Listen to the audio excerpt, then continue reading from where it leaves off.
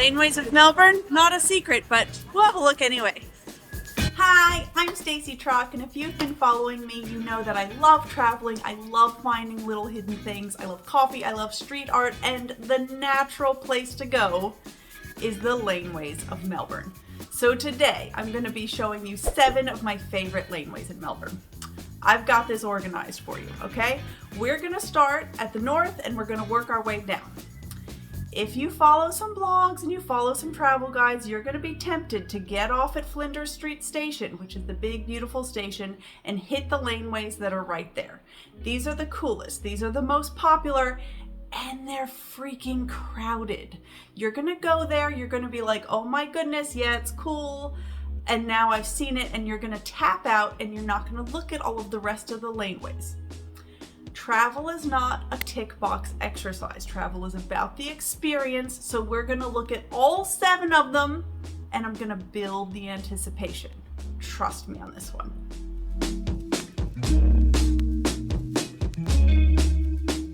Number 1, let's get it started.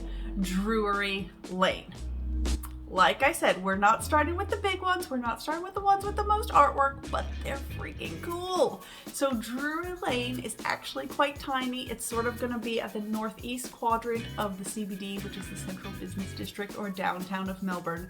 And what I love about this one, besides having a great cafe, which like all of the laneways are going to have, has mosaic pieces. And so this isn't just like painting, these are tiles that people have sculpted out of clay and put on the walls, and it is beautiful.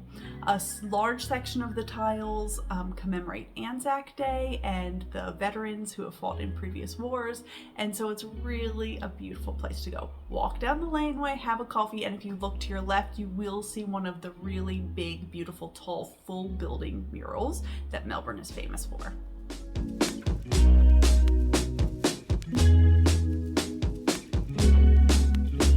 Number 2, walk a little further west, a little further north, is Guildford Lane. This is like a garden paradise. So less than a decade ago, this was just ramshackle, deserted, gross laneway. But the community got together and just started putting pots of plants out there. And now the whole space is transformed into this beautiful greenery. There are cafes, there are places, I mean, it's just beautiful to walk along. And that's why this is one of my favorites. There's little details of artwork. There's a beautiful little mural of a girl looking at, with a magnifying glass, looking at things on the sidewalks. And so definitely spend your time here and look at all of the little touches.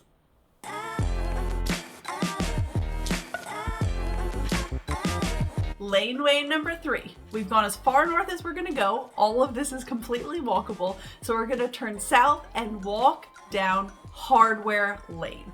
Now this is one of the longest laneways that's in Melbourne. It follows, I would say, about 3 city blocks.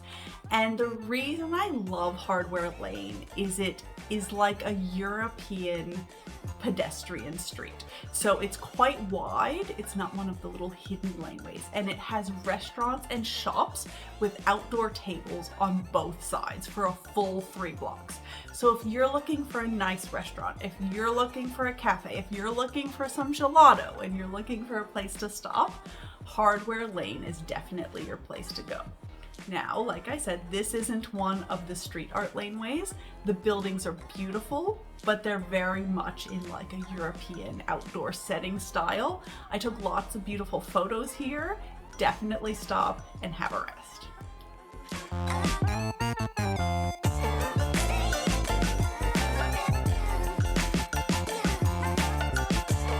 Okay, awesome laneway number 4 is Degraves Laneway. This one is keeping in this kind of European style. You can get here by going through an arcade. So an arcade isn't in the American sense of like games and like skee ball and darts and things. An arcade is a shopping mall, but skinny and usually has like glass ceilings, and it's a very British thing, and the Australian major cities have them too. So you can walk through the arcade, you can come around on the street, however you want to get there.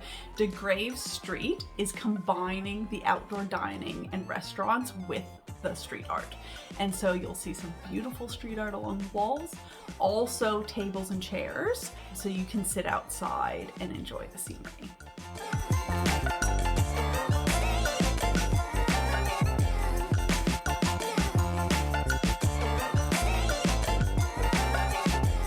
So if you pop out of the south side of Degraves Lane, you will be on Flinders Street. So this is the main street, and it's where Flinders Street Station gets its name from. If you're taking the tram around the city, this will probably likely be your entry and exit point. And for the rest of the laneways we visit, we're gonna head east and just walk down Flinders Street and pop in.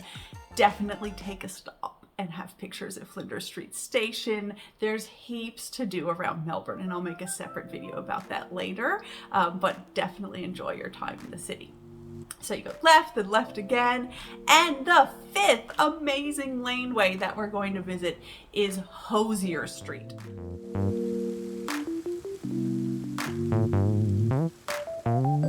I always say this wrong. It's not Hoosier, it's not people from Indiana, it's Hosier Lane. And so I just learned that recently. Okay, Hosier Lane. This is the one that is crowded as all get out and kind of the centerpiece. Yes, it's crowded. Yes, it's still worth going.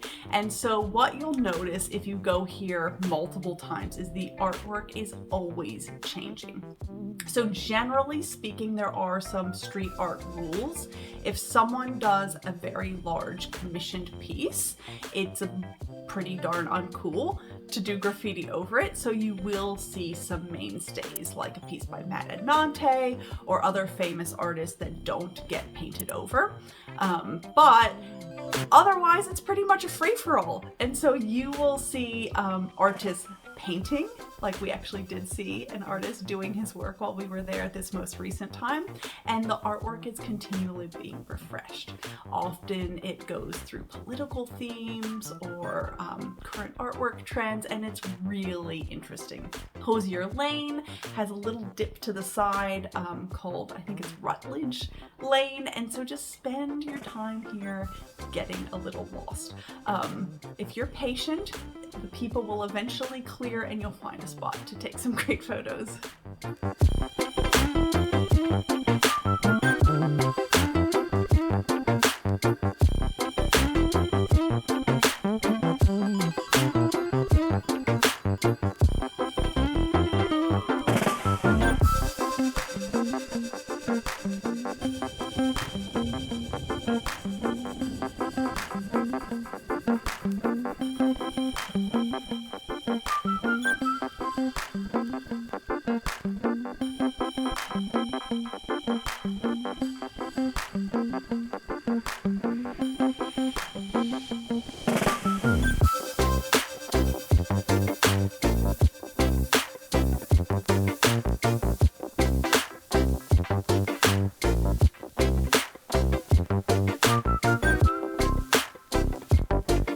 All right, amazing laneway number 6 is AC/DC Lane.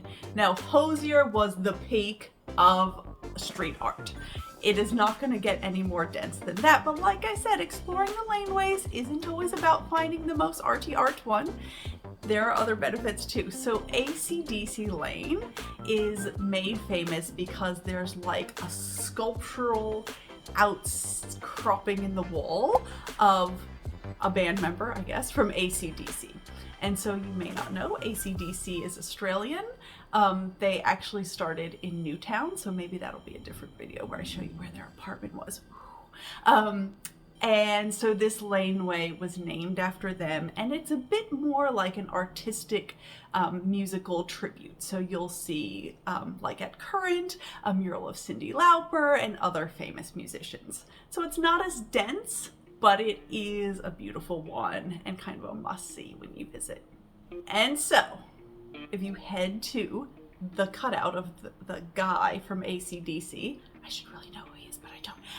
Main guy, let's say, then peek around the corner, you'll be right in Duckboard Place. Duckboard Place, Duckboard Place, that place. And this is where I would say this is one of the most famous vertical murals in Melbourne. So it's a Stein Jones, it has like roses, it's been there for years, and this is where you would want to go and have a photo. It'll wrap around, lots more artwork. So definitely finish out by making sure you squeeze that one in.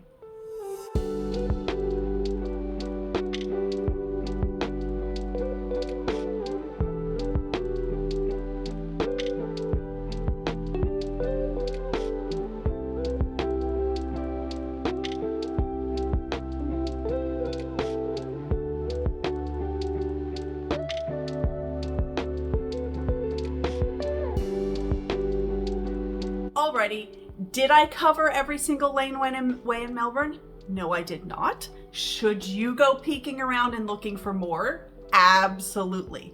Did I include other kinds of things like arcades and other little hidden spots? I didn't have time. So maybe it'll be a second video. Maybe you'll tell me in the comments about what other places you have to have a look at in Melbourne. But otherwise, at least make sure you squeeze these ones in, because I definitely think that you will enjoy them. And I hope I've planned a nice little walk for you around the city of Melbourne, and you can find lots of other things to enjoy.